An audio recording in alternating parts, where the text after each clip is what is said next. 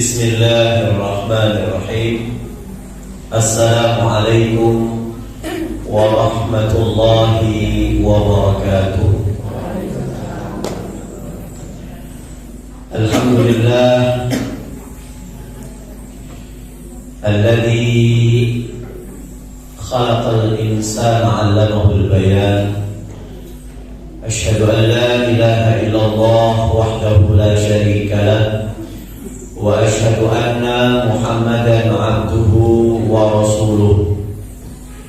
Allahumma salli wa sallim ala Rasulillah sallallahu alaihi wasallam wa ala alihi wa ashabihi wa man sara ala nahjihi wa tamassaka bi sunnati rasulih wa sallama tasliman katsira, amma ba'du.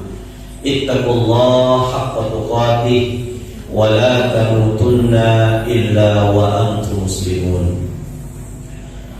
Bapak Ibu jamaah kajian Masjid Al-Manar, alhamdulillah nikmat yang luar biasa kembali Allah berikan kepada kita di Ahad pagi hari ini, di saat mungkin saudara-saudara kita, tetangga-tetangga kita, bahkan sanak famili kita disibukkan oleh Allah dengan urusan dunia. Ada yang sudah merencanakan pagi ini akan pelesiran ke pantai, akan ada yang merencanakan belanja untuk urusan-urusan dunia. Allah Subhanahu wa ta'ala masih memberikan kesempatan kepada kita untuk mengarahkan lisan kita berzikir kepada Allah Subhanahu wa ta'ala. Dan senikmat-nikmat makanan yang mungkin sudah kita makan hari ini, dan senikmat-nikmat minuman yang sudah kita teguk hari ini adalah sedikit daripada nikmat yang Allah berikan kepada kita. Nikmat yang paling besar apa? Nikmat ketika Allah mengarahkan kita untuk duduk di majlis ilmu ini. Man kharaja fi talabil ilmi fahuwa fi sabilillah hatta yarji'a, kata Rasulullah SAW. Barang siapa yang telah keluar dari rumahnya menuju di mana ilmu dibentangkan, maka dia tercatat sebagai orang-orang yang sedang bergerak di jalan Allah dan memikirkan ilmu sejenak, ilmu agama, berpikir kekuasaan Allah Subhanahu wa ta'ala. Itu seutama-utama orang abid yang sudah puluhan tahun dia beribadah.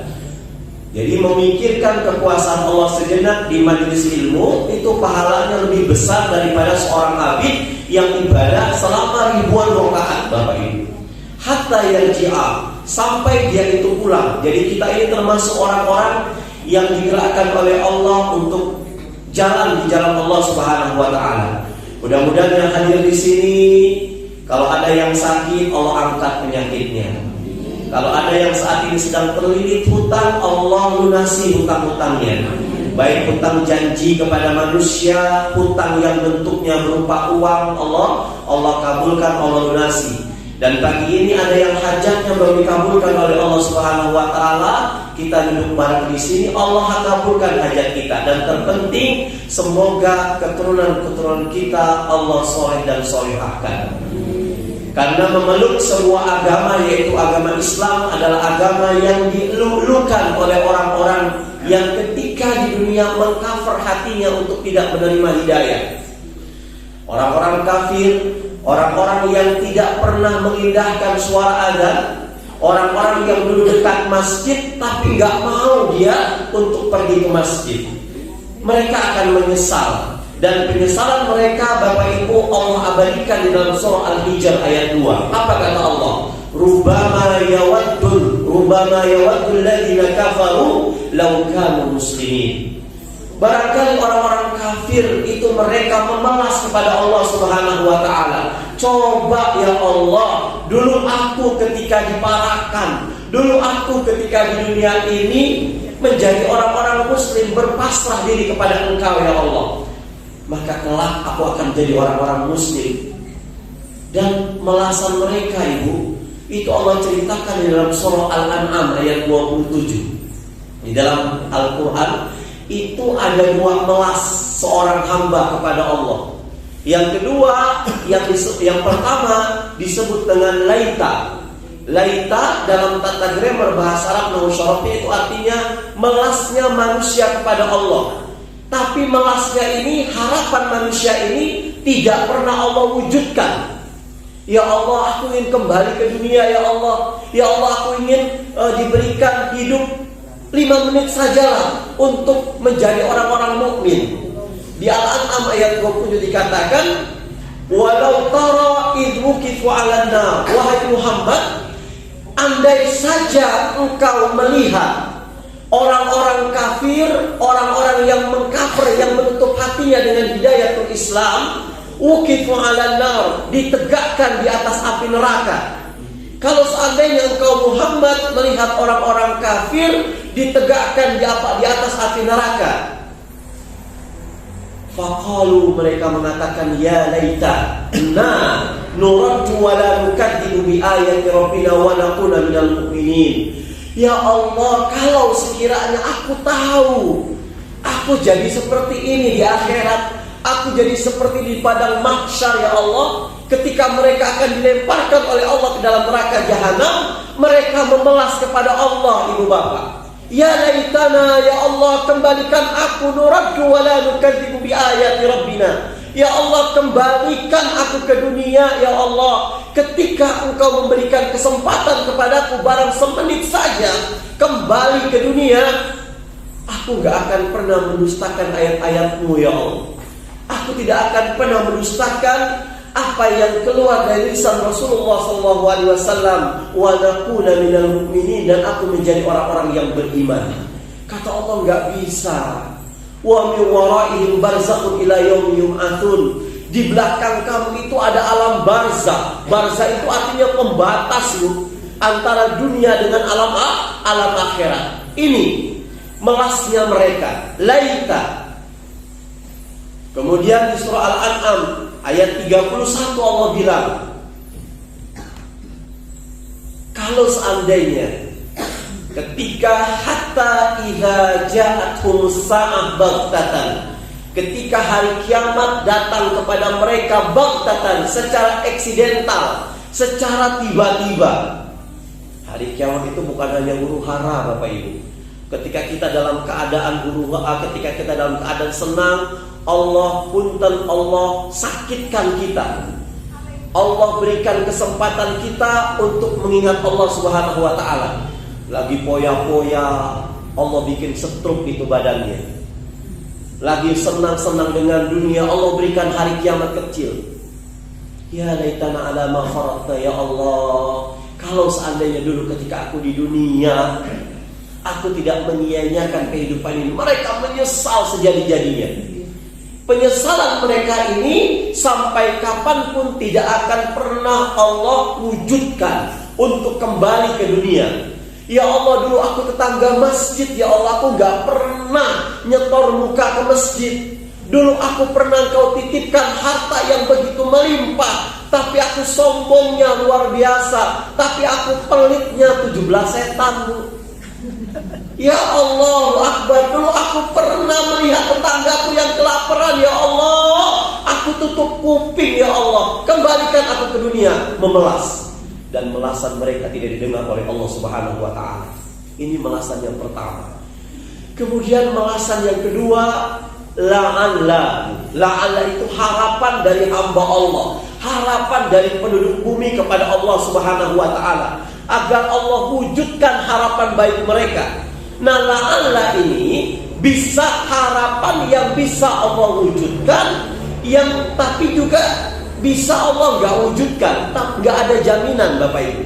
Contoh, pada saat kita melakukan puasa Ramadan, ya, jadi orang yang ketika ibadah Ramadannya dia laksanakan dengan baik, siangnya dia gunakan untuk ibadah puasa, dan malamnya dia hidupkan untuk tilawah Quran, qiyamul lailnya, kemudian i'tikafnya, maka kata Allah lewat lisan Rasulullah SAW, orang itu akan keluar dari Ramadan, muncul Syawal, ghufira lahu ma taqaddama min dzambi. Allah akan berikan Ya, Allah akan mengampuni dosa-dosa yang pernah dia perbuat.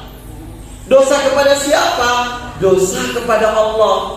Loh, kalau dosa kepada makhluk gimana? Allah gak jamin. Karena bagaimana usaha kita untuk minta maaf kepada orang-orang yang pernah kita fitnah, yang pernah kita zolimi, yang pernah kita sebar berita hoax yang tidak enak, yang pernah kita gibahi. Ini yang luar biasa sulitnya minta ampun Bapak Ibu.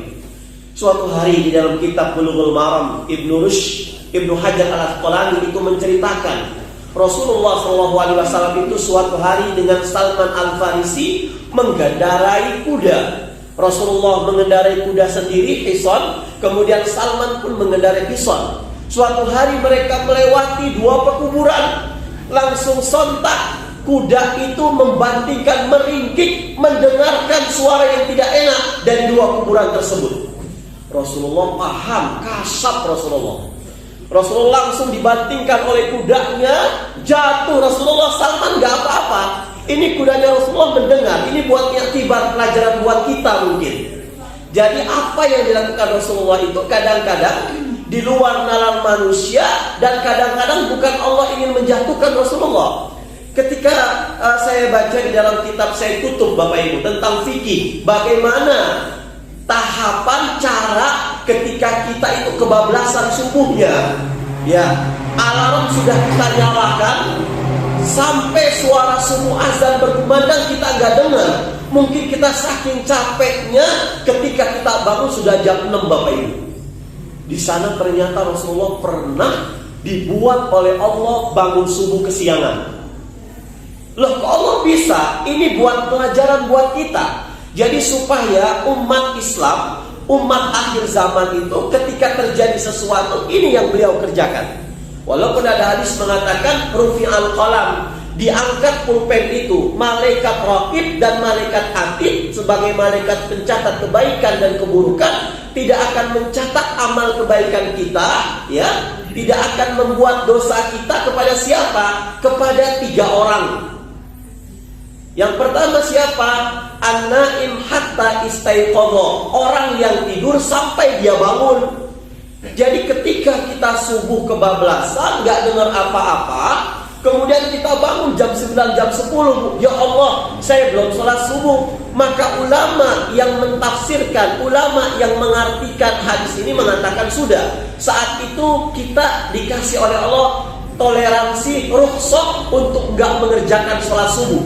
Dan kita gak dosa, dengan syarat saat itu telinga kita betul-betul gak mendengar apapun Bapak Ibu. Alarm 5 handphone sudah kita nyalakan. Alarm pertama jam 2:30 nyala, kita matiin lagi misalkan. Alarm keempat nyala, kita matiin lagi. Kalau itu gak boleh. Ini namanya orang budek Bapak Ibu. Tapi ini betul-betul gak kedengeran, betul-betul gak kedengeran, maka malaikat gak akan mencatat satu dosa buat kita. Ya, rufi'al qalam. Kemudian yang kedua itu orang gila sampai dia siuman dari gilanya, atau minimal orang pingsan sampai dia siuman dari pingsannya. Kemudian yang ketiga, seorang anak yang sudah baru balik. Jadi ketika anak ini masih belum dalam keadaan balik, belum mumayyiz, ya belum bisa membedakan mana bahaya, mana aman, maka pada saat dia melakukan dosa tidak Allah catat. Yang Allah catat dosa buat kedua orang tuanya. Nah, di fikih Sunan Said Sabiq ini saya membaca pada saat Rasulullah SAW mungkin sedang letihnya dengan para sahabat transit di sebuah masjid. Ya, di sebuah masjid beliau mungkin sedang setelah melakukan dakwatul Islam. Saat itu sudah tengah malam lah. Rasul memerintahkan kepada sahabat yang lain untuk tidur. Bentar lagi kita akan bangun malam, sholat subuh, jangan sampai kesiangan.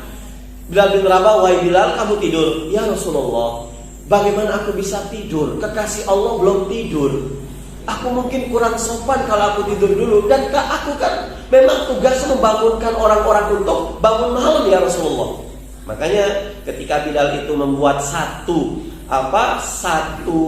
masukan ke Rasulullah, ya Rasulullah, boleh tidak kalau setiap sahar boleh tidak kalau setiap membangunkan qiyamul lail aku menambahkan sholat subuh itu dengan as-salatu khairu minan naum. Kalau subuhnya tidak pakai as-salatu khairu minan naum ya Rasulullah. Memang subuh itu azan itu awalnya nggak ada as-salatu khairu minan naum, Bu. Tapi karena Bilal ini memang ditugaskan untuk membangunkan orang yang qiyamul lail, dan batas maksimal orang telat bangun itu kapan? Itu 60 ayat yang kita baca sudah mendekati waktu imsak, waktu subuh, itu batas terakhir. Jadi pada saat bapak ibu bangun tidur pas azan subuh, itu telatnya luar biasa. Tapi kalau seandainya kita paling telat itu bangun sekitar jam berapa misalkan? Sekarang kita subuh kita itu jam 4:30 kurang 2 menit. Kata Rasulullah SAW, kalau kita pukul mundur, kita baca ayat 60 ayat, khamsina ayat, 50 ayat itu kapan? Mungkin jam 4 kurang 5 menit itu terakhir kita bangun. Untuk apa? Nisfahu awil minhu qalila. Kamu bangun setengah malam atau lebih daripada pertengahan malam tersebut. Mungkin jam 4 minimal kita bisa sholat witirnya.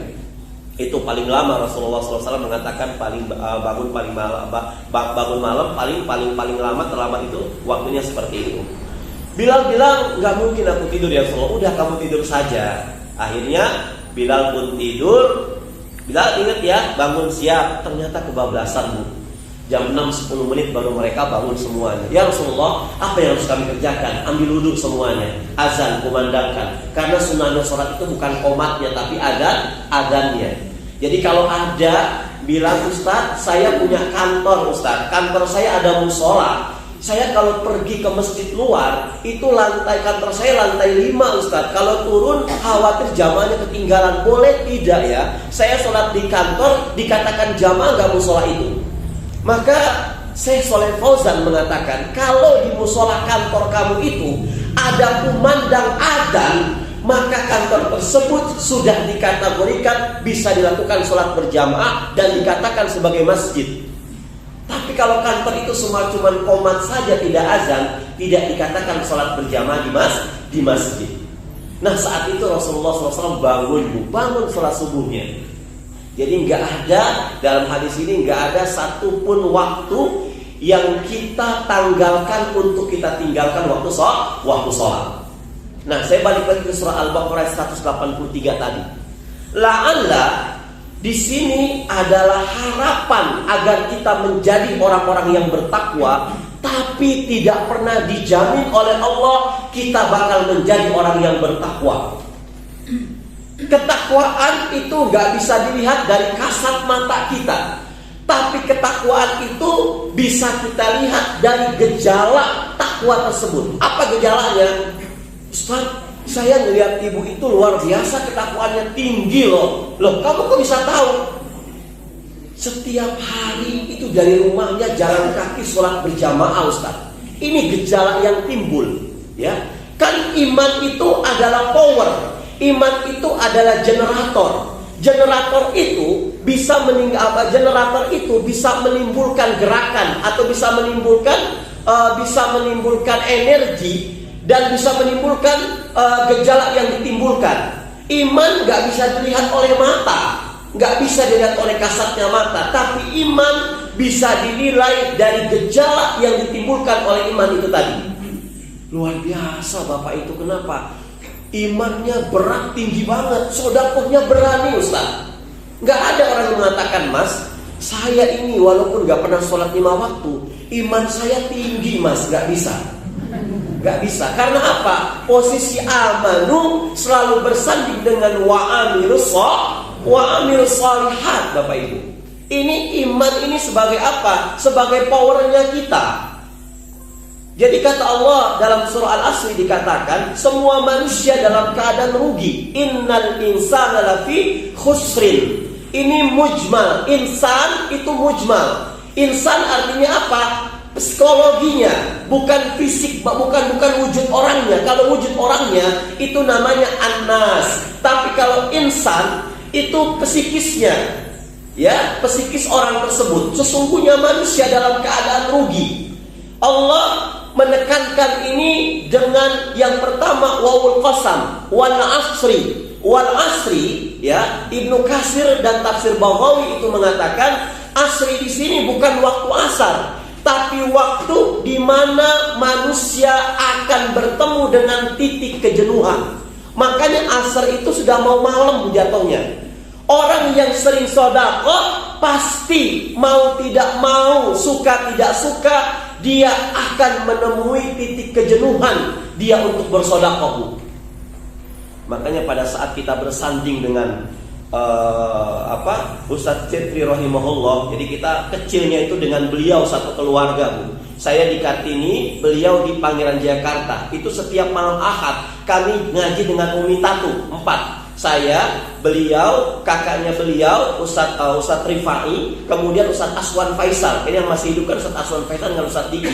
Kita belajar berempat ini.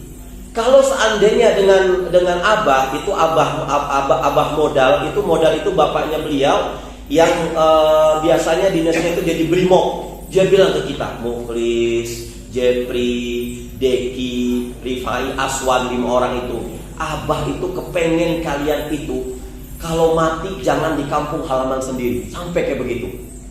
SMP nanti mondok semuanya. Nah, suatu hari Ustadz Jeffrey bilang ke saya, loh, gue jenuh nih. Kenapa? Ternyata dipanggil undangan ceramah kemana-mana ada titik jenuhnya loh. Orang terkenal tuh gak enak ternyata. Siapa bilang orang terkenal enak? Lebih baik kita terkenal oleh penduduk langit daripada terkenal oleh penduduk bumi. Terkenal oleh penduduk bumi itu bisa menjadikan semua amal soleh kita hancur berantakan. Makanya Muhammad ibn Mubarak itu pernah dia di satu masjid, nggak ada orang, dia baca Quran. Ketika ada orang, dia pura-pura tidur. Beda dengan saya, ibu bapak. Kita di masjid, nggak ada orang, kita handphonean, ya, tiduran. Tapi ada orang, kita pura-pura sholat, baca Quran. Muhammad ibn Mubarak itu nggak seperti itu. Sampai itu khalifah, saya lupa nama khalifahnya, itu mengatakan, kalau amalan-amalan kamu ini ditimbang dengan amalan Muhammad ibn Mubarak. Muhammad ibn Mubarak ini abah daripada Imam Syafi'i rahimahullah. Muhammad ibn Mubarak ini katanya tidak ada apa-apanya timbangan sholat kamu, timbangan ibadah kamu. Ada orang yang kepengen tahu emang apa sih spesialnya amalan Muhammad ibn Mubarak? Apa yang spesial? Ini orang sampai berjalan seharian dengan Muhammad ibn Mubarak. Sholatnya biasa, baca Qur'annya ya standar, zikirnya pun standar, nggak ada yang spesial kok. Besoknya lagi dia berjalanan dengan Muhammad ibn Mubarak seharian, nggak ada yang spesial.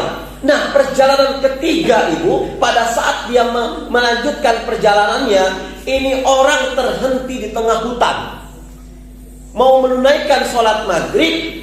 Akhirnya mereka menyalakan api unggun lah, berdua nih, api unggun. Qadarullah, api unggun ini mati, Bu. Ini orang yang setiap hari mantau amalan-amalan Muhammad ibn Mubarak kebingungan, aduh, jangan-jangan di gelapnya Muhammad ibn Mubarak lagi zikir atau lagi apa? Buru-buru nyalain api unggun. Ketika nyala apinya, dia dapati Muhammad ibn Mubarak itu jenggotnya sudah basah dengan keringat, sudah basah dengan bukan keringat tapi air matanya. Langsung dibelaikin. Kenapa Anda? Enggak. Ternyata Muhammad ibn Mubarak itu dalam keadaan nangis, dia berdoa kepada Allah, tapi enggak mau kelihatan oleh manusia. Ini Muhammad ibn Mubarak. Suatu hari mungkin Ibu pernah tahu ceritanya, beliau sedang lapar-laparnya, kemudian melalui pesisir pantai menemukan sebuah tufahah apel. Dimakan apel itu, baru satu gigitan, ya Allah, ini apel siapa? Saya nggak kepengen perut saya terisi dengan barang-barang yang subhat, Bu. Ini punya siapa apelnya, ya Allah? Tunjukkan jalan kepada saya, ya Allah, agar aku bisa minta izin kepada pemilik apel. Aku sudah menggigit satu keratan apelnya. Allahu Akbar, ini ulama yang luar biasa. Ditelusuri jalan, akhirnya dia menemukan seorang rumah yang memiliki perkebunan apel. Dia ketuk-ketuk, Assalamualaikum, Waalaikumsalam, Pak. Bapak kemarin lewat pantai ini enggak? Iya, saya lewat pantai ini. Kenapa? Mohon maaf Pak, tolong diikhlaskan. Diikhlaskan gimana? Saya tadi lapar. Setelah buang hajat di pantai, saya lapar. Saya menemukan apel. Saya makan apel ini, saya gigit. Saya teringat, ya Allah, ini harus minta izin kepada orang yang punya apel. Padahal sudah dibuang, Bu. Ya mungkin jatuh atau apa. Ini kan barang likas, barang temuan. Ya, pemilik apel ini bilang, ya Allah, zaman sekarang ada pemuda kayak gini. Kalau saya ikhlaskan, saya rugi sekali. Dia bilang, Mas, jenengan kepengen aku ikhlaskan apel yang sebenarnya sudah makan walaupun satu kerat? Iya kepengen. Jenengan harus kerja di kebun saya. Siap. Berapa tahun Pak? Jangan lama-lama. Saya mau nikah. 1 tahun sajalah. 1 tahun kerja. Tergiur dengan kerjaannya. Besoknya lagi, mohon maaf, saya nggak akan ikhlaskan apel saya yang kamu makan. Padahal sudah 1 tahun, Bu. Ya harus gimana? Nambah lagi 5 bulan. 6 bulan setengah tahun. Nambah lagi. Ternyata, Bu, tetap kurang ikhlas. Nggak bisa. Kamu harus nikah dengan anak saya. Ya Allah, Pak. Cuman sekerat apel saja saya harus nikah. Saya nggak punya uang, belum kerja. Saya nggak mikirin itu. Ya sudahlah, siap. Siap kamu? Siap. Anak saya buta. Telinganya tuli. Masya Allah. Tangannya buntung. Kakinya pun lepas. Ya Allah, gara-gara apa sudah dinikahkan oleh wanita seperti ini. Dia doa kepada Allah, dihantarkan, dinikahkan oleh bapaknya. Sudah, mobil itu nikah, angkah tuka wazwatuka. Aku nikahkan saya saat kamu nikah saya apa? Aku nikahkan kamu saat ini dengan anakku. Siap. Kamu sekarang sudah sah. Loh, dia ada di kamar sana.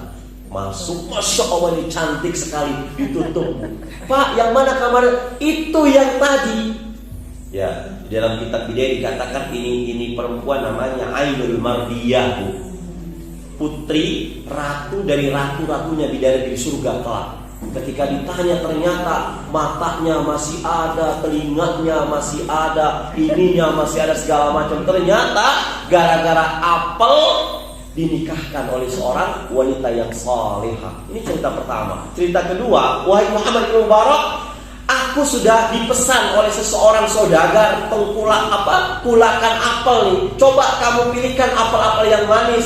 Wahai bapak, saya nggak tahu mana apel yang manis, mana apel yang asam. Loh, kamu sudah kerja 1 tahun di kebun kami, kok belum tahu?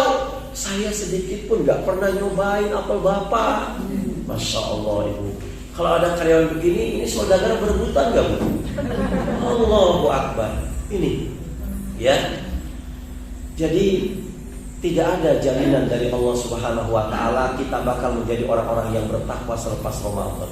Karena ketakwaan itu nggak bisa dilihat oleh mata, tapi ketakwaan itu bisa ditimbulkan, dilihat dari nilai gejala yang ditimbulkan dari ketakwaan. Akhirnya bertanya, terus Ustaz, bagaimana caranya agar kami tahu selepas Ramadan kemarin, sekarang sudah masuk bulan Zulqa'dah ini, kami menjadi orang-orang yang bertakwa, mendapat predikat orang-orang bertakwa setelah Ramadan? Maka dijawab dalam kitab Nahjul Balaghah, Ali bin Abi Thalib mengatakan, orang yang telah mendapatkan predikat takwa selepas Ramadan itu tandanya ada 4, Bu. Yang pertama apa? Al-khawfu minal jalil. Takutnya itu bertambah kepada Allah Subhanahu wa ta'ala. Al-khawf itu takut, al-jalil kepada Allah Subhanahu wa ta'ala yang maha agung. Jadi kalau kita ini selepas Ramadan, masuk Syawal, masuk Zulqa'dah, rasa takut kita kepada Allah makin menjadi-jadi. Dulu ketika Ramadan kita takut kepada Allah, jadwal sholat kita bisa tahu. Karena apa? Setiap sholat kita tunggu Ramadan. Baca Quran, ini masih pagi, saya sudah sholat subuh, baru jam 7, ngambil wudhu, sholat duha. Baca Quran sampai waktu zuhur. Waktu zuhur belum berkumandang, kita sudah siap-siap. Ramadan itu hawanya hawa takut kepada Allah. Musimnya musim ketaatan kepada Allah Subhanahu wa ta'ala. Jangankan orang yang suka sholat, Orang yang sering maksiat di bulan Ramadan, Allah ketuk hidayah dalam hatinya. Lihat anak-anak muda ketika Ramadan, jangan pacaran. Kenapa? Bulan Ramadan. Artinya kalau keluar bulan Ramadan boleh pacaran nanti. Lihat Ramadan, pantai kosong lu, ada wisata, pariwisata ke pantai Ramadan. Gak ada. Karena momennya momen soleh ketika Ramadan itu. Makanya Abdullah bin Mas'ud mengatakan, min syurril khalaq, seburuk-buruk manusia di kolong langit ini, di atas permukaan bumi ini, bukan hanya mereka para penzina, bukan hanya mereka para pelaku kemaksiatan, tapi seburuk-buruk makhluk di muka bumi ini, man 'arafa rabbahu 'inda Ramadan, yang cuma kenal Allah itu cuma Ramadanmu. Ketika Ramadan pakai jilbab, ketika Ramadan pergi ke masjid, ketika Ramadan baca Quran. Tapi pada saat keluar bulan Ramadan, parade ketaatan dia kepada Allah sayonara, selamat tinggal. Bulan Syawal udah buka jilbab, Masya Allah, salaman antar yang bukan mahramnya, ke masjid sekarang tinggal kenangan. Ini Ramadan itu bulannya soleh. Jangankan manusia, televisi soleh di bulan Ramadan. Ibu, azan maghrib nggak ada ketika Ramadan, ada azan maghrib. Kajian ketika Ramadan ada, padahal nggak ada. Artisnya soleh, nggak lihat Nasrani, nggak lihat Islam, nggak lihat agamanya apa. Sinetronnya religi. Artis pada pakai jilbab semuanya, dikemas sedemikian rupa untuk mengimbangi bulan Ramadan. Itu judul sinetron alay-alay semuanya. Kurung batang meledak di atas tiang listrik, ya kan? Mayat digotong loncat sendiri, Bu. Nanti kehabisan judulnya apa? Istri nggak izin belanja online kepada suami, mayatnya digotong JNE nanti. Sampai alay kayak begitu. Masya Allah, ini televisi luar biasa, Bu. Kalau anak kita nggak punya iman, makanya iman ini fondasinya. Handphone itu boleh buat siapa? Kalau anak kita punya iman, nggak apa-apa megang handphone. Barometernya iman. Kalau pisau dipegang sama orang-orang yang beriman, paling untuk ngiris sayur-sayuran, untuk motong ayam, untuk nyembelih kambing, punya iman. Tapi kalau seandainya pisau dipegang sama orang-orang yang gak punya iman, bisa leher emaknya disembelih, Bu. Anak SMP di Sidoarjo, teman-temannya SMP pada pakai motor semuanya, emak bapaknya cuman buruh tani. Dia pulang sekolah, mak, pak, pokoknya besok aku dibelikan motor. Aku malu sama teman-temanku cuman bawa sepeda. Mak bapaknya bilang, gak di mana dapat uangnya? Cuman buruh tani, gak punya iman anaknya, Bu. Makanya ternyata ngurus seorang anak, mendidik anak yang sudah benar, belum pinter, itu lebih mudah daripada mendidik anak yang pinter tapi belum benar. Ini Indonesia, Masya Allah, gak kekurangan orang pinter, tapi kekurangan orang benar. Setiap tahunnya S1, S2, S3 dikeluarkan di seluruh fakultas universitas di Indonesia. Tapi Indonesia masih begini-gini saja. Saya punya kawan, Bu, satu alma mater di Gontor. Dia langsung kita misah, beliau langsung ke Al-Ain Malaysia, saya langsung ke Madinah. Sekarang dia sudah S3, Bu. Usia 44 tahun sudah S3, S1, S2, S3. S3 kan titel paling tinggi ya, Bu, Pak. Lebih tinggi lagi kupluk. Ya, paling tinggi tuh. Pekan kemarin telepon itu. Gimana Ustaz kabarnya? Alhamdulillah sehat. Ini gimana? Saya lagi di Malaysia ini. Ternyata jadi dosen terbang di IAIN Malaysia. Kemudian jadi dosen-dosen tetap di beberapa universitas negeri dan swasta di Indonesia. Itu dia cerita. Aneh. Kalau masuk ruang kuliah, itu mahasiswa-mahasiswi diam semuanya. Karena killer dia, gualaknya luar biasa, ama nilai pelitnya luar biasa. Ini ditakuti di kampus, Bu. Tapi kalau pulang istrinya ngomel, itu bodoh mendadak ini dosen. Ya, ternyata goncangan ilmu yang ada di otak kita itu bisa bergoncang kalau dalam hati ini ada goncangan. Tidak aneh kalau ada hakim diadili, jaksa kok dituntut. Padahal jaksa itu tugasnya menuntut, tapi kok dituntut. Polisi kok disidik. Ada hansip ditangkap. Ada security diamankan. Ini bukan karena mereka nggak punya ilmu, mereka punya ilmu. Tapi yang jadi pertanyaan ini adalah apa? Mas'uliyatul ilmi. Bagaimana tanggung jawab mereka ketika mereka punya ilmu? Mereka punya ilmu. Al-khawfu minal jalil, takutnya itu bertambah kepada Allah Subhanahu wa ta'ala. Anak-anak kita mau non-stop 24 jam televisi, gak kenapa-napa, yang penting punya iman.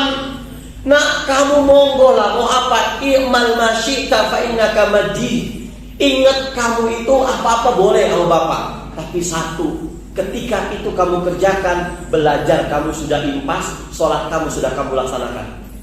Kalau anak-anak kita nggak punya iman, nonton TV nonstop, nggak ada arahan suara azan, nggak ada arahan untuk ngaji, ya kayak anak-anak alay sekarang. Kalau ngomong matanya melotot, lidahnya menjulur-julur, Bu. Lu, gue, N. Bapak lu sama bapak gue lain. Itu anak-anak alay sekarang. Suaranya apa? Melotot, matanya melotot, lidahnya menjulur.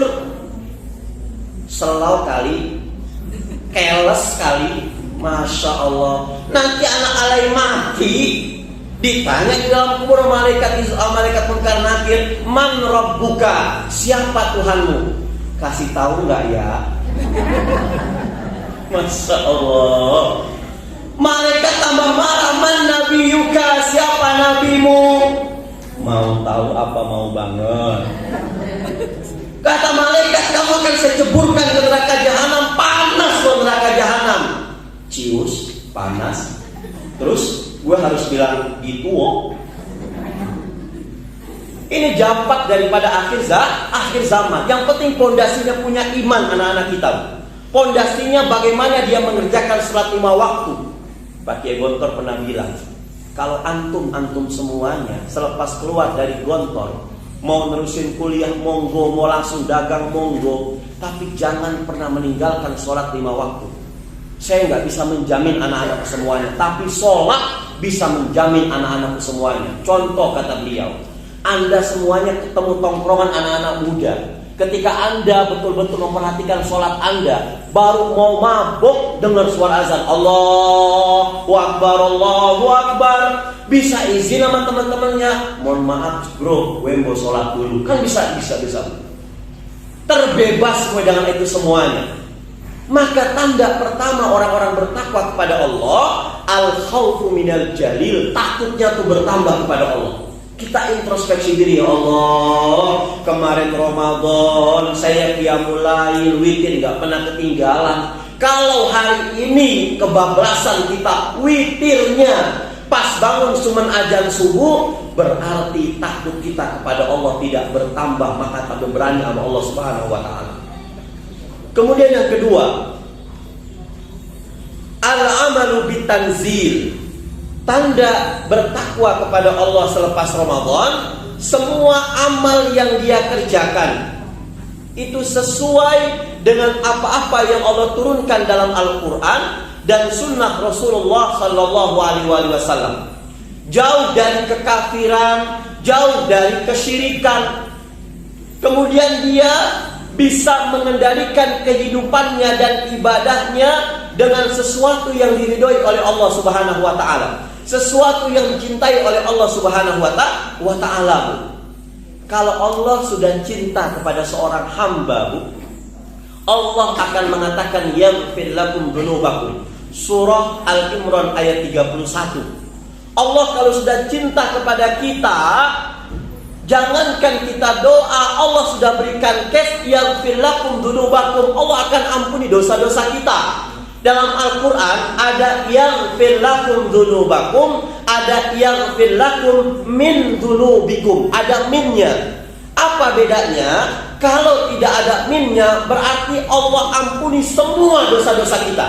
Dosa mata diampuni, dosa lisan diampuni, dosa tangan diampuni, dosa semua diampuni oleh Allah. Tapi kalau Allah katakan yaghfir lakum min dzunubikum, aku ampuni sebagian dari dosa-dosa kau, berarti sebagian ya Allah berikan kepada kita. Tapi syaratnya apa? Fattabi'uni, ikuti apa yang diajarkan oleh Rasulullah sallallahu alaihi wasallam. Ini syaratnya. Qul in kuntum tuhibbunallah. Hai Muhammad, katakan kepada jamaah kajian Ahad Masjid Al-Manar, kalau mereka semua kita ini tuhibbunallah, cinta kepada Allah, fattabi'uni, ikuti Rasulullah sallallahu alaihi wasallam. Ittiba kepada Rasulullah sallallahu alaihi wasallam. Jangan sholat semaunya kita. Kita mungkin tadi sholat subuh berjamaah lagi, itu sudah bagus. Tapi yang pertanyaan kita, apakah jamaah kita, apakah sholat subuh kita sesuai dengan Rasulullah SAW atau tidak? Kalau tidak, fattabi'uni, itu gagal. Di surat Al-Furqan ayat 27 mengatakan, wa yauma ya'addu zalim ala yadayhi wa yaqulu ya laitani takhadtu ma'a rasuli sabila. Di akhirat kelak di alam kubur ada orang-orang zalim yang menggigit jari-jari mereka. Kenapa mereka menggigit jari-jari mereka? Tandanya menyesal. Ibnu Katsir mengatakan, loh, kok zalim? Apa zalim di sini artinya? Ibnu Katsir mengatakan, alladzi faraqa tariqi Rasulillah sallallahu alaihi wasallam. Mereka orang-orang zalim adalah orang-orang yang memisahkan diri dari jalan yang pernah ditunjukkan oleh Rasulullah sallallahu alaihi wasallam. Makanya Rasulullah SAW itu gak pernah mengatakan kepada muridnya itu, hei muridku, gak pernah. Tapi semuanya sahabat-sahabatku. Rasulullah itu gak pernah mengatakan, aku ini guru kamu, tidak. Wahai sahabat-sahabatku.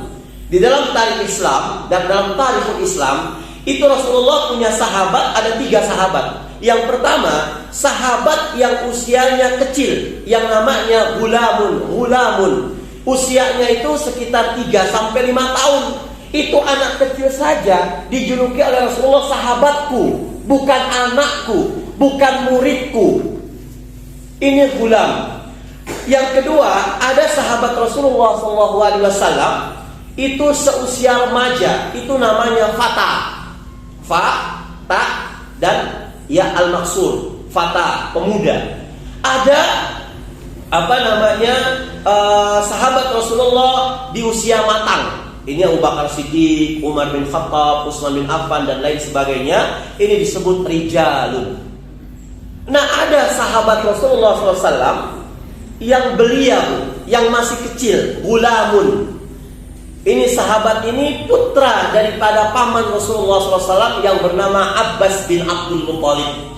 Abbas bin Abdul Muttalib itu paman Rasulullah SAW yang usianya 3 tahun lebih tua Abbas daripada Rasulullah SAW. Siapa Abbas bin Abdul Muttalib itu? Seorang paman Nabi yang aktivitasnya sebagai seorang pembisnis, yang aktivitasnya sebagai seorang saudagar, pedagang. Tapi yang dahsyatnya, di sela-sela dia dagang, di sela-sela dia sibuk, dia selalu hadir, mengosongkan waktunya, memaksakan dirinya untuk hadir di majlis Rasulullah SAW. Makanya dia walaupun pedagang, hafal hadis sampai 200 hadis Bapak Ibu. Ya Ustaz, 200 hadis mah sedikit. Jangan dikira menghafal hadis itu mudah. Menghafal Quran jauh lebih mudah daripada menghafal hadis. Menghafal hadis jauh lebih sulit daripada menghafal Quran. Kok bisa? Kalau Al-Quran sudah ada jaminan dari Allah, bisa untuk dihafal. Di Wonosobo ada bupati, sudah selesai. Sekarang usianya sudah sampai 75 tahun Bu. Ketemu saya 2017 kemarin. dia ceramah di tengah-tengah kita. Semasa pensiunnya yang usia 70 tahun itu, dia gunakan untuk menghafal Quran. 2017 kemarin dia sudah total menghafal Quran 17 juz, Pak. Ini orang tua. Loh kok bisa? Karena Allah sudah bilang dalam surah Al-Qamar di 4 lokasi. Ayat 17, ayat 22, ayat 32 dan ayat 40. Apa kata Allah? Walaqad yassarnal Qur'ana lidzikri fahal min muddakir. Sungguh kata Allah, kami telah mudahkan Al-Qur'an untuk dihafal dan untuk diingat. Kalau saya suruh satu persatu Bapak Ibu maju ke depan, saya bilang, Bapak Ibu nanti maju ke depan, saya ingin mendengar hafalan Quran Bapak Ibu minimal 100 ayat. Kira-kira hafal nggak, Bu? Hafal. Loh kok bisa, Ustaz? Alhaakumut takatsur berapa ayat, Bu? Wal asri ditambah berapa ayat? Al-humazah wailul likulli humazatil lumazah berapa ayat? 60 ayat Bapak Ibu kena. Harokahnya pas, berhentinya pas, fasohanya pas, betul-betul dimudahkan oleh Allah Subhanahu wa taala. Kecuali kalau saya suruh coba Bapak Ibu sebutkan satu saja di hadapan saya untuk menyebutkan satu hadis, sanadnya, matannya, rawinya, kemudian kasroh-kasrohnya. Jangankan ibu, ustaz-ustaz pun banyak yang gak hafal. Karena memang tidak ada jaminan. Kemudian Al-Quran kenapa mudah dihafal? Ya, di surat Al-Hijr ayat 9 Allah bilang, Inna nahnu nazzalna dzikra wa inna lahu lahafidun. Sesungguhnya kami, kata Allah, yang menurunkan Al-Quran, dan kami yang akan menjadi pasukan terdepan ketika ada orang-orang zindik, orang-orang sekuler yang akan merubah ayat Quran. Allah terdepan. Gak bisa ayat Quran itu diacak-acak, gak bisa. Mau Saifuddin Ibrahim bilang 300 ayat dihilangkan, gak bakal bisa, Bu. Itu orang mau terkenal. Allah sudah jadi jamin, kata Allah Subhanahu wa taala. Dari zaman Rasulullah sampai zaman sekarang itu berubahnya cuma apa? Ayat Quran zaman Rasulullah itu nggak ada nuktahnya, Pak, nggak ada harokahnya, nggak ada a, nggak ada i, nggak ada u, nggak ada an inunnya, nggak ada syiddahnya. Nah, ketika di zaman Ahmad Khalil bin Ahmad Al-Fahridi, zaman setelah Utsman bin Affan, itu baru dinuktahkan Al-Quranul Karim, dan sama sekali tidak ada yang berubah dari Al-Quranul Karim. Maka bayangkan Abbas bin Abdul Muthalib, itu luar biasa, beliau paman Rasulullah, tentunya dekat dengan Rasulullah, sampai sibuknya dia mampu menghafal hadis. Kita ini saudagar, pedagang, punya perusahaan, sibuknya nggak terlalu sibuk Abbas bin Abdul Muthalib. Jangankan hadis kita hafal, Al-Quran kadang-kadang kita lupa. Jadi ketika kita akan bersentuhan dengan Al-Quran, ya Allah Ustaz, bagaimana sih hukumnya ini? Kita muntul otak kita, Pak, karena Al-Quran gak pernah dipakai. Nah, Abbas bin Abdul Muthalib ini punya anak namanya Abdullah bin Abbas, yang kita sebut dengan Ibnu Abbas. Diinvestasikan. Kalau Abbas bin Abdul Muthalib ini mau pergi kerja, mau pergi dagang, dia nitipin anaknya usia 3 tahun kepada Rasulullah SAW. Bahkan ada yang mengatakan di usia merangkak. Ketika Rasulullah wafat, Ibnu Abbas usia 13 tahun, bapaknya hafal 200 hadis, Ibnu Abbas hafal 2000 hadis, Pak. Merangkaknya diajarkan oleh Rasulullah belajar, lagi tidurnya belajar sama Rasulullah. Dan saking hebatnya, karena dititipkan oleh seorang guru, manusia yang sempurna, manusia yang akhlaknya bagus, manusia yang pinternya luar biasa, akhirnya karakter Rasulullah itu melekat pada diri pada diri Abdullah bin Abbas, Pak. Ini saran buat saya, saran buat ibu semuanya. Kita kalau ingin menyekolahkan cucu, menyekolahkan anak, Jangan serta-merta kita ngelihat cuma dikasih ilmu saja. Ada nggak pendidikan karakternya? Bagaimana kepala sekolahnya? 5 waktu jalan apa enggak? Kurikulumnya gimana? Apakah kurikulum ngikutin waktu sholat? Apa waktu sholat ngikutin kurikulum? Misalkan waktu sholat zuhur sekarang jam berapa? Jam 11.42 di Wonosobo. Kurikulum selesainya jam 12 teng. Kepalanya bilang, ustadz-ustadzah semuanya, guru-guru semuanya, memang saya paham kurikulum kita selesai jam 12 untuk pelajaran siang. Tapi berhubung waktu zuhur itu jam 11.42, maka kita harus ngikutin waktu sholat. Kalau kepalanya sudah begini, luar biasa Bapak Ibu. Tapi kalau kurikulum belum selesai, waktu sholat sudah tiba, dia masih tenang dengan gaya hidupnya, masih santai dengan kehidupannya, bagaimana nanti anak-anak kita? Kita nyari sekolah, jelek Ustaz, nggak ada perosotannya. Jelek Ustaz, anak saya nggak mau. Kenapa? Belum pada di semen, nggak punya halamannya. Ibu nyari prestisius, apa nyari prestasi? Di hadapan Allah, apa di hadapan makhluk? Jangan-jangan anak kita pinter, nggak bisa sholat. Jangan-jangan gerakan TikTok mereka lebih lihai daripada gerakan sholatnya. Jangan-jangan ibu bapaknya, ya Allah, jadikan anak saya sholatnya rajin ya Allah, baca Qur'annya pinter ya Allah. Tapi ternyata di kurikulum sekolah itu tidak ada pendidikan sholatnya, tidak ada pendidikan baca Qur'annya. Ini Abbas bin Abdul Muttalib menitipkan kepada Rasulullah Sallallahu Alaihi Wasallam. Makanya ini buat tutup Bu, sudah jam 7:05. Makanya dasar hukum Arafah dan dasar hukum surah Al-Imran Al-Baqarah ayat 189 itu terinspirasi dari masa belianya Abdullah bin Abbas. Jadi dia keluar malam Pak, ngelihat langit. Ini masih kecil, ngelihat langit. Langit kok ada bulan? Bulan kok kecil, agak besar, bulan. Kemudian besoknya bulan besar, kecil lagi. Nanya sama Rasulullah SAW, ya Rasulullah, itu tuh apa sih? Rasulullah terdiam Bu. Pertanyaan anak ini luar biasa. Nalarnya tuh jalan beliau. Bukan hanya cerdas, soleh karakternya.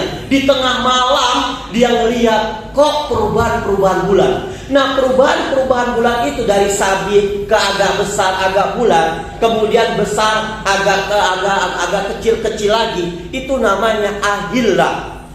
Fase perubahan, kalau perubahannya satu namanya hilal. Kalau perubahannya banyak namanya ahillah. Terdiam Rasulullah ketika ditanya itu, maka turunnya ayat Quran surat Al-Baqarah ayat 189. Apa kata Allah? Yas'alunaka 'anil ahillah. Wahai Muhammad, ada orang yang bertanya kepada kamu, anak kecil bertanya kepadamu, kamu diam. 'Anil ahillah, tentang fase-fase perubahan bulan. Jawab kata Allah, qul hiya mawaqitu lin-nasi wal hajj. Katakan hai Muhammad, perubahan fase perubahan bulan itu adalah patokan bagi manusia untuk menentukan waktu ibadahnya dan menentukan waktu haji itu kapan. Mawaqitu lin-nas wal hajj. Mawaqitu lin-nas ini haji yang bentuknya ibadah yang bentuknya umum. Kalau haji ibadah yang bentuknya khusus. Disandingkan dengan wawunya waw atof. Artinya pada tanggal 9 Zulhijjah itu yang tidak haji jangan pesimis, yang belum berangkat haji jangan pesimis. Ada ibadah yang pahalanya disandingkan dengan ibadah haji kalau kita melakukan ibadah itu betul sesuai dengan Quran dan Sunnah. Ada ibadah yang sifatnya umum. Yang pertama, ibadah itu setara pahalanya dengan haji. Yang kedua, waktunya berlangsungnya bersamaan. Apa ibadah itu Bu? Ibnu Abbas mengatakan dalam Ibnu Qatadah yang artinya apa?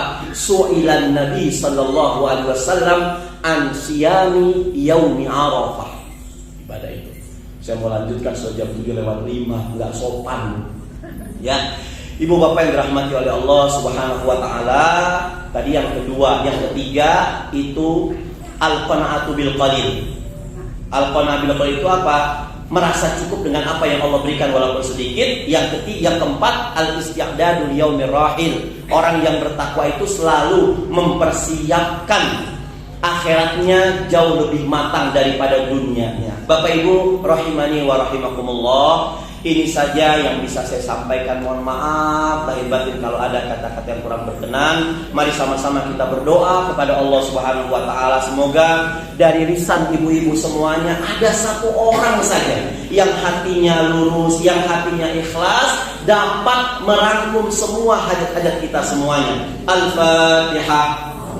A'udzu billahi minasy syaithanir rajim. Bismillahirrahmanirrahim. Alhamdulillahi rabbil alamin. Ar-Rahmanir Rahim.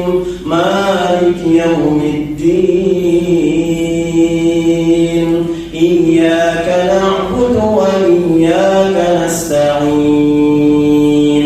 Ihdinas siratal mustaqim. Siratal ladzina an'amta 'alaihim ghairil maghdubi 'alaihim waladdallin. Amin. Astaghfirullahaladzim. Astaghfirullahaladzim. Astaghfirullahaladzim. Bismillahirrahmanirrahim. Alhamdulillahi rabbil alamin. Allahumma salli ala Muhammad wa ala ali Muhammad. Allahumma ja'al tajama'ana hadha tajama'an marhuman wa tafarruqana hadha tafarruqan ma'suman. Duhai Allah yang maha menatap, duhai Allah yang maha mengetahui, duhai Allah yang maha teliti hati-hati kami ya Allah. Kami meluangkan waktu sejenak ya Allah dari rumah, melangkahkan kaki di masjid Al-Manar ini ya Allah, ingin dekat kepadamu ya Allah. Pandang kepergian kami meninggalkan rumah kami untuk kesini ya Allah. Pandang ibadah kami ya Allah, satukan hati kami ya Allah. Ya Allah, jadikan kumpul kami kumpul yang penuh dengan ampunan-Mu ya Allah. Pada saat kami berpisah nanti ya Allah, jadikan perpisahan ini perpisahan yang Kau curahkan rahmat-Mu kepada kami ya Allah. Ya Allah, kalau sekiranya ada di antara kami yang saat ini ngumpul ya Allah, penyakit yang dia derita ya Allah, angkat penyakitnya ya Allah, sehatkan walafiatkan ya Allah. Kalau ada saudara-saudara kami, jamaah kami yang saat ini tidak hadir ya Allah karena sakit ya Allah, sembuhkan dengan segera ya Allah, agar mereka bisa kumpul lagi ngaji dengan kami ya Allah. Ya Allah, kalau sekiranya ada jamaah kami di antara ini yang sedang kumpul ya Allah, ada hajat yang belum Kau kabulkan ya Allah, tolong kabulkan ya Allah. Engkau maha mengetahui ya Allah. Rabbana ighfir lana wa liwalidina warhamhuma kama rabbawna shighara. Duhai Allah, ampuni seorang wanita yang telah kami tumpangi lahirnya 9 bulan 10 hari ya Allah. Koyak isi hatinya ya Allah, koyak perutnya, luka kulitnya ya Allah, tumpah darahnya ya Allah. Dia adalah ibu yang melahirkan kami ya Allah, antara hidup dan mati ya Allah.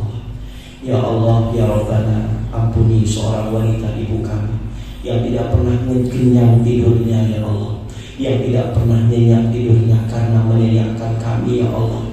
Kadang di sepertiga malam yang lain sholat, ibu kami tidak pernah sholat ya Allah, karena sudi dari tangan halusnya itu ya Allah, membersihkan kotoran kami, membersihkan najis kami ya Allah. Kadang ketika ibu kami sedang nyenyak-nyenyak tidurnya ya Allah, air pipis kami mengenai muka mulia beliau ya Allah. Ya Allah, ampuni seorang laki-laki yang dibin dan dibintikan nama kami dengan namanya ya Allah. Ayah kami ya Allah, bapak kami ya Allah, yang tidak pernah tidak tersenyum di depan kami ya Allah, tidak pernah lelah di depan kami ya Allah. Pergi pagi pulang sore, banting kuras keringat banting tulang ya Allah. Tapi ketika di malam hari kami kadang mendengar keluhan bapak kami di hadapan Engkau ya Allah. Begitu sulitnya mencari rezeki, begitu kerjanya ketika menafkahkan buat kami ya Allah. Ya Allah, hari ini kami melihat wajah keriput dari muka mereka berdua ya Allah. Tangan yang tidaknya kuat, tangan yang tadinya kuat hari ini lemah ya Allah. Berikan kepada kami kemampuan untuk bisa merangkul tangan mereka ya Allah menuju Baitullah ya Allah. Berikan kemampuan kepada kami ya Allah untuk bisa menggandeng tangan mereka ya Allah, untuk bisa memapak beliau ya Allah untuk tawaf di depan Ka'bah. Labbaik Allahumma labbaik la syarika lak labbaik ya Allah. Ya Allah, berikan keistiqomahan buat kami ya Allah untuk bisa menuangkan air Zam-Zam dari suburnya ya Allah, untuk kami minumkan ya Allah di lisan seorang wanita yang telah menggendong kami ya Allah, di lisan seorang wanita yang telah bersusah payah buat kami ya Allah. Beri kemampuan kepada kami untuk bisa menuangkan air Zam-Zam langsung dari suburnya ya Allah, di lisan seorang laki-laki yang pernah mengajarkan tentang hakikatmu ya Allah. Ya Allah, ya Rabbana, solehkan suami kami, solehkan istri kami ya Allah. Ya Allah, solehkan anak-anak kami ya Allah. Ya Allah, kami tidak pandai berdoa, sempurnakan doa kami ya Allah, sebagaimana Engkau telah menyempurnakan doa Rasulullah SAW. Rabbana zalamna anfusana wa illam taghfir lana wa tarhamna lanakunanna minal khasirin. Rabbana atina fid dunya hasanah wa fil akhirati hasanah wa qina adzabannar. Walhamdulillahi rabbil alamin.